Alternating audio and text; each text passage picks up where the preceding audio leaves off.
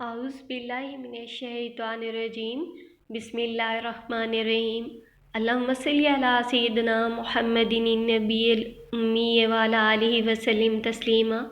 السلام علیکم ورحمۃ اللہ وبرکاتہ۔ آج کا ہمارا موضوع ہے درود ابراہیمی کے وہ گہرے راز جو بہت کم لوگ جانتے ہیں۔ آج کا موضوع دل کو چھو لینے والا ہے، روح کو جگا دینے والا ہے۔ ہم بات کریں گے درود ابراہیمی کے گہرے روحانی راز کی، وہ راز جو اکثر لوگ پڑھتے تو ہیں محسوس نہیں کر پاتے۔ کیا آپ جانتے ہیں کہ یہ وہ درود ہے جسے خود نبی کریم صلی اللہ علیہ وآلہ وسلم نے امت کو سکھایا، اور اس کے ہر لفظ میں چھپی روشنی انسان کی زندگی بدلنے کی طاقت رکھتی ہے۔ آئیے اس روحانی سفر کا آغاز کرتے ہیں۔ درود ابراہیمی کیا ہے؟ درود ابراہیمی صرف چند الفاظ نہیں، یہ رب کریم کی بارگاہ میں ایک نورانی درخواست ہے کہ وہ رحمت نازل فرمائے، اسی طرح جیسے اس نے حضرت ابراہیم علیہ السلام اور ان کی آل پر رحمت نازل فرمائی۔ یہ درود نماز میں بیٹھ کر پڑھا جاتا ہے، لیکن اس کی حقیقت نماز سے کہیں زیادہ وسیع ہے۔ یہ درود دل کو کھولتا ہے، دعا کے دروازے کھولتا ہے اور مانگنے والے کو خاص قرب بخشتا ہے۔ رحمت کی نسبت۔ درود ابراہیمی کا پہلا بڑا راز رحمت کی نسبت ہے۔ اس میں نبی کریم صلی اللہ علیہ وآلہ وسلم کی ذات کو خالص رحمت خداوندی سے جوڑا گیا ہے۔ ذرا سوچئے، جب انسان یہ درود پڑھتا ہے تو وہ اپنی زبان سے کہہ رہا ہوتا ہے، اے اللہ اپنی بے پایاں رحمتیں اتار دے جیسے تو نے ابراہیم علیہ السلام پر کی۔ حضرت ابراہیم علیہ السلام کی رحمتیں کیسی تھیں؟ برکت، امن، نسل کی پاکیزگی، دعا کی قبولیت، رسالت کی تسلسل۔ گویا بندہ یہ سب نبی اکرم صلی اللہ علیہ وآلہ وسلم پر نازل ہونے کی دعا کر رہا ہوتا ہے، اور جواب میں اس رحمت کا چھینٹا خود بھی پا لیتا ہے جو درود ابراہیمی پڑھتا ہے۔ یہ پہلا راز ہے جو رحمت نبی صلی اللہ علیہ وآلہ وسلم پر اترتی ہے، اس کا نور پڑھنے والے کو بھی ڈھانپ لیتا ہے۔ قبولیت کے دروازے۔ کیا آپ جانتے ہیں کہ دعا سے پہلے اور دعا کے آخر میں درود بھیجنے کا حکم کیوں ہے؟ ہمارے بزرگان دین فرماتے ہیں درود وہ چابی ہے جو دعا کے بند دروازے کھول دیتی ہے، کیونکہ اللہ تعالیٰ اپنے محبوب صلی اللہ علیہ وآلہ وسلم پر بھیجی گئی دعا کو رد نہیں کرتا۔ یہی راز درود ابراہیمی میں سب سے زیادہ طاقتور ہے۔ جب انسان درود ابراہیمی پڑھتا ہے تو اس کی دعا درمیان میں ایسے مقبول ہو جاتی ہے جیسے روشنی میں رکھا ہوا آئینہ درود اسے چمکا دیتا ہے۔ اسی لیے ہمارے اولیاء کرام کہتے ہیں درود کو اپنی دعا نہ سمجھو، اسے اپنی دعا کا راستہ سمجھو۔ درود ابراہیمی نسبت کا۔ درود ابراہیم علیہ السلام کو امام الناس کہا گیا ہے، لوگوں کا پیشوا، ہدایت کا مینار۔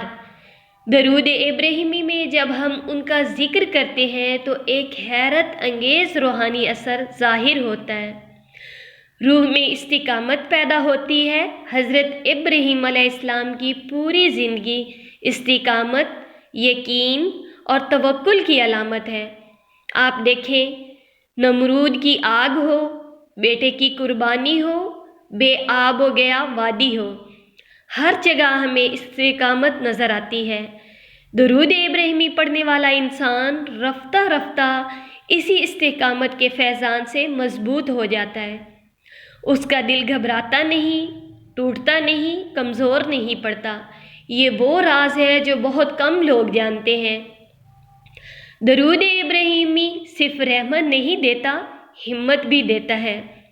آل محمد صلی اللہ علیہ وآلہ وسلم کا خاص تعلق پیدا ہوتا ہے۔ درود ابراہیمی کی سب سے باریک مگر عظیم حکمت آل رسول صلی اللہ علیہ وآلہ وسلم کا ذکر ہے۔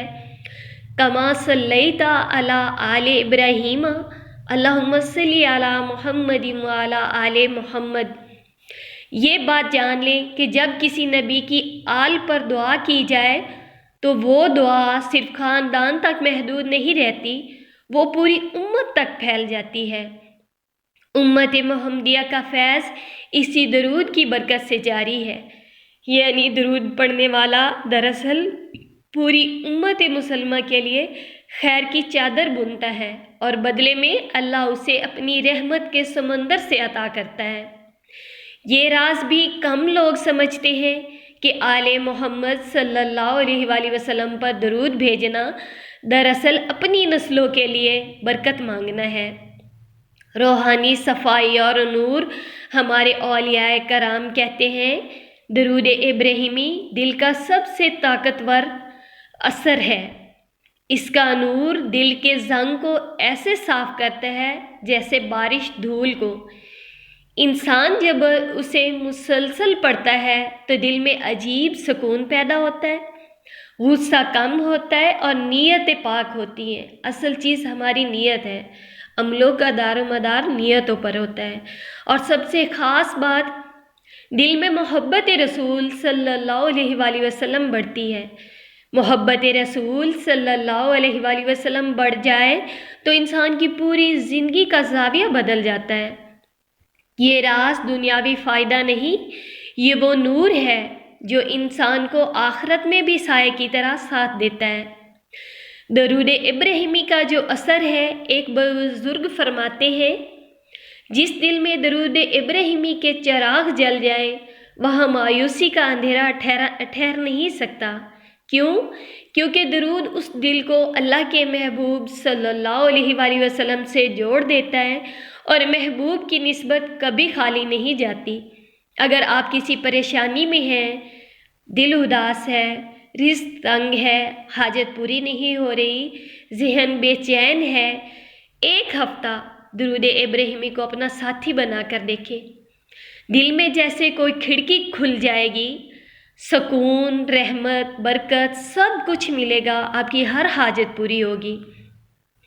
لیکن درود ابراہیمی پڑھنے کا ایک ادب بھی ہے، یہ ایک نکتہ بہت کم لوگ جانتے ہیں۔ درود پڑھتے وقت دل کا ادب لفظوں سے زیادہ اہم ہے۔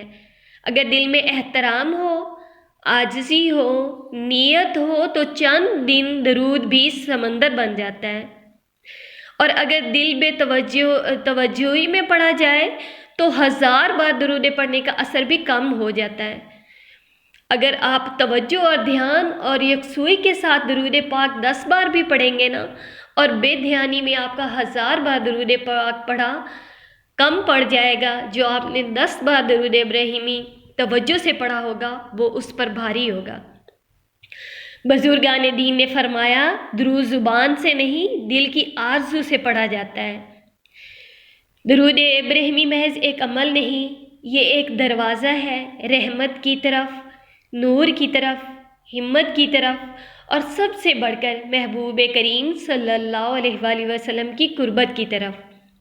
اگر آپ چاہتے ہیں کہ دل زندہ ہو، روح روشن ہو اور زندگی سنور جائے تو روزانہ چند منٹ درود ابراہیمی کے لیے نکال لیں۔ آپ خود محسوس کریں گے کہ جیسے زندگی بدلنے لگی ہے۔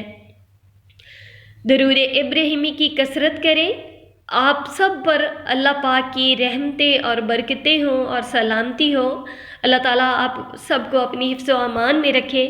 آپ درود پاک خود بھی پڑھیں، لوگوں کو درود پاک کی دعوت دیں، اور ادب سب سے بڑی چیز ہے۔ ادب کے ساتھ آپ درود پاک ویسے تو ہر وقت پڑھتے ہیں، لیکن ایک ٹائم مقرر کر کے آپ توجہ کے ساتھ درود پاک پڑھنا شروع کر دیں۔